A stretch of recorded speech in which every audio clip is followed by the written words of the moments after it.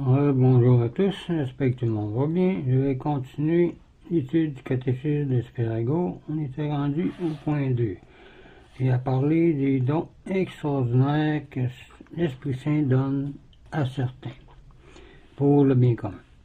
Donc commençons avec un signe de croix. Au nom du Père, du Fils et du Saint-Esprit. Amen. Comme le soleil, en éclairant les fleurs, leur fait répandre différents parfums, ainsi le Saint-Esprit, par sa lumière divine, produit chez les justes des résultats divers. Il leur accorde des dons selon leur tempérament, disait Louis de Grenoble.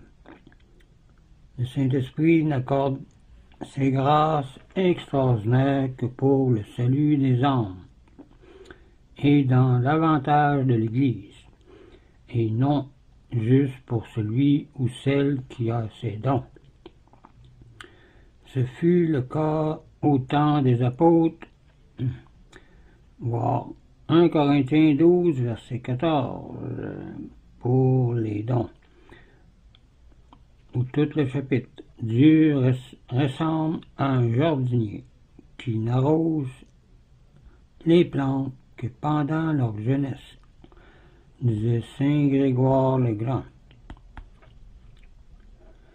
Quand la vraie foi est en danger, Dieu secourt son Église par des grâces extraordinaires. Elles ne doivent être utilisées qu'en vue du bien commun, comme j'ai dit tantôt. Voir 1 Corinthiens 14, verset 12. Le négociant ne laisse jamais son argent dans sa caisse sans la faire fructifier. De même, Dieu ne veut pas que ses grâces restent inutilisées. Il veut que les personnes en profitent, disait Saint Irénée. Les grâces extraordinaires, on appelle ça en théologie, les appelle grâces données gratuitement. Cela ne rend pas l'homme ou la femme meilleur en soi. Ce sont des talents que Dieu accorde d'après son bon plaisir, comme la richesse, les charges, une longue vie, etc.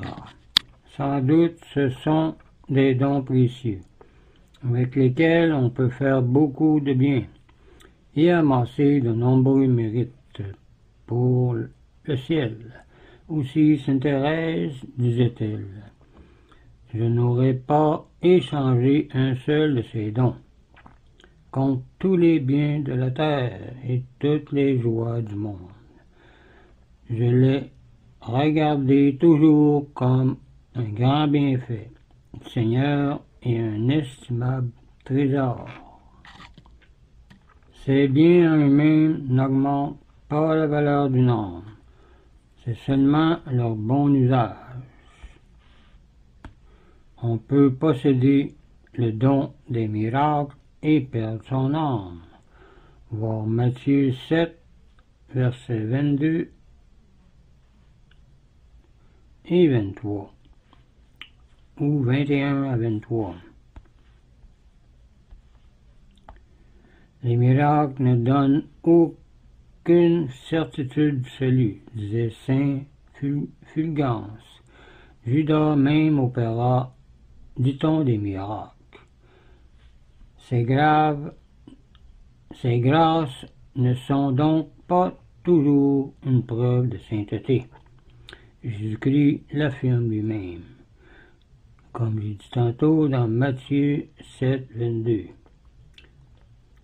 Toutefois, on trouverait difficile dans l'Église un saint qui n'ait pas eu ces dons extraordinaires du Saint-Esprit. En règle générale, dit Benoît XIV, ces dons ne sont pas accordés aux pécheurs, mais aux justes.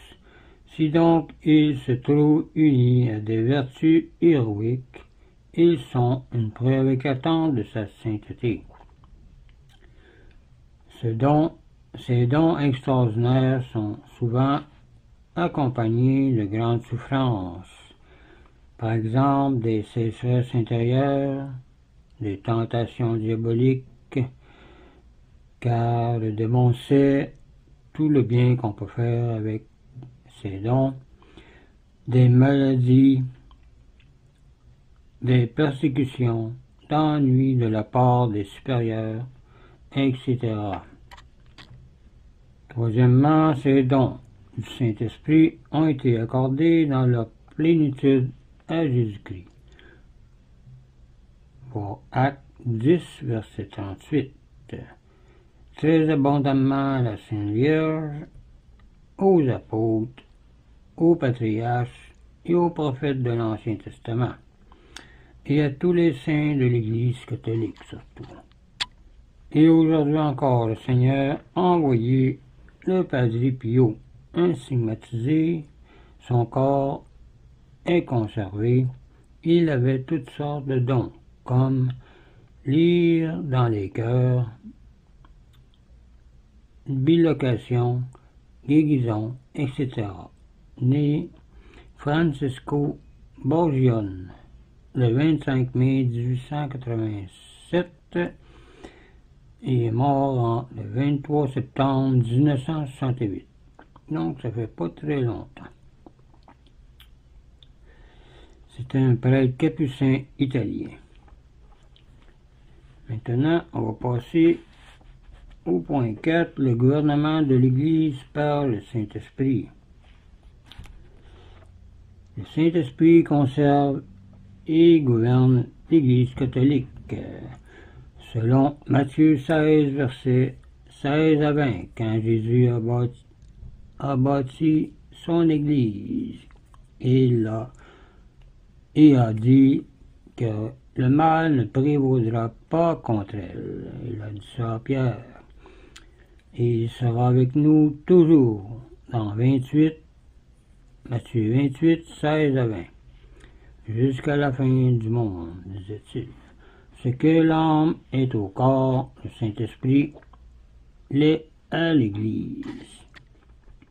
L'action de l'un et de l'autre est invisible. Le Saint-Esprit peut être appelé l'architecte de l'Église, car c'est lui qui l'a bâtie. Dans la création, il a tout formé, organisé, vivifié. Il agit de même dans la rénovation, la rédemption des âmes. C'est par lui qu'a été opérée l'incarnation de Jésus. Voir Luc 1, verset 35. C'est lui qui opérait dans l'humanité du Christ. Voir Luc 4, verset 18, Acte 10, verset 38. Et il continue et achève l'édifice de l'Église, fondée par le Christ. Or, Éphésiens 2, verset 20. Premièrement, le Saint-Esprit préserve l'Église de la ruine et de l'erreur. Voir Saint Matthieu 16, verset 16 à 20, comme je dit tantôt, et Jean 14, verset 1 à 21. Deuxièmement, le Saint-Esprit soutient les chefs de l'Église dans leurs fonctions sacrées. Voir Acte 10, verset 28, et spécialement le pape, le vicaire de Jésus-Christ. Le Saint-Esprit leur inspire ce qu'ils ont à enseigner. Voir Saint Matthieu 10, verset 19. Il parle par eux comme par les apôtres au jour de la Pentecôte. Voir Acte 2 et Matthieu 10, verset 20. Par eux comme par les apôtres au jour de la Pentecôte. Voir Matthieu 10, verset 20. De même que le vent dirige les nuages, ainsi le Saint-Esprit mue les héros de l'Évangile et leur inspire ce qu'ils ont à dire, disait saint Grégoire le Grand.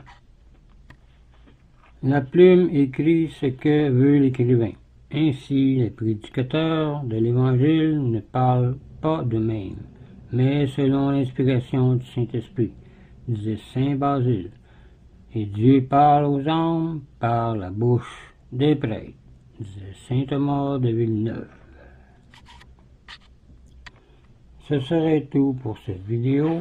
La prochaine fois, on va continuer le troisièmement qui parle le Saint-Esprit suscite dans l'Église aux époques d'épreuve des hommes et personnes providentielles.